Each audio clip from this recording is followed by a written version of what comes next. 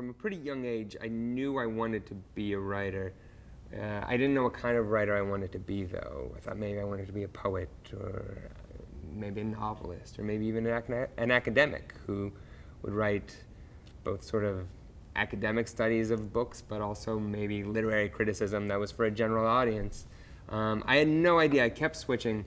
It wasn't until I started working with kids that I figured out I wanted to write for kids. I worked at a summer camp for 4 to 6-year-olds, and it was a sports-themed summer camp, and I was in charge of the 4-year-olds, because the 4-year-olds were the worst at sports, and I was also the worst at sports, and so we were combined, matched up with each other, because the 4-year-olds would get very disappointed when they couldn't dribble a ball around a cone, which I also couldn't do, and so they would come to a tree with a lot of shade where I would already be sitting, and I would make up stories and tell the stories to kids.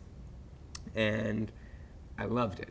The stories I was telling to these kids were really fun for me.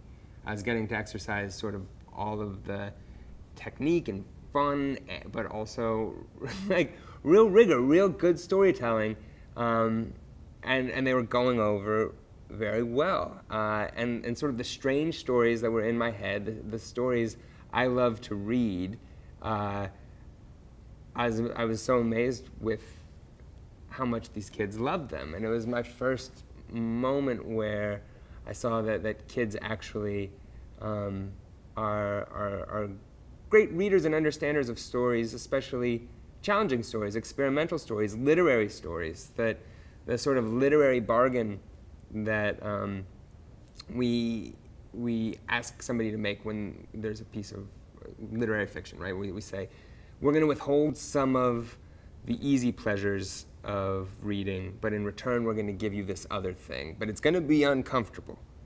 I think adults are much worse at taking that bargain than kids are. So much of being a kid is uncomfortable and you don't know the rules. So experimental fiction is great with kids because childhood is experimental. You're constantly having to learn new sets of rules.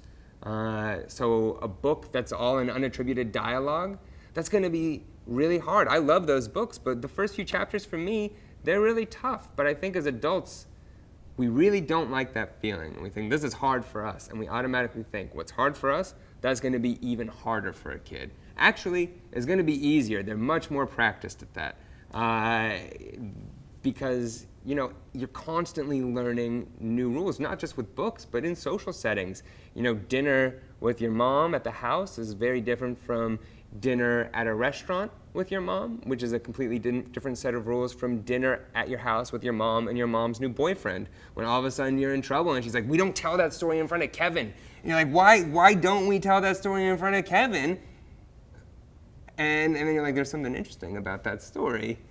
And you think about that, and you learn something from that. And that's all literary fiction is. It's dinner with Kevin, It's some weird thing that you have to figure out, but you're trained to do that. So I was so excited about the kinds of stories that I was telling to kids and how deeply they seemed to understand them. And that's honestly my primary training, more than editors,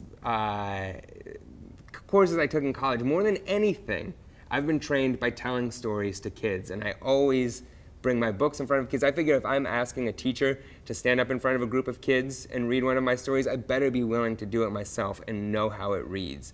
And so being in front of kids has informed my work so deeply.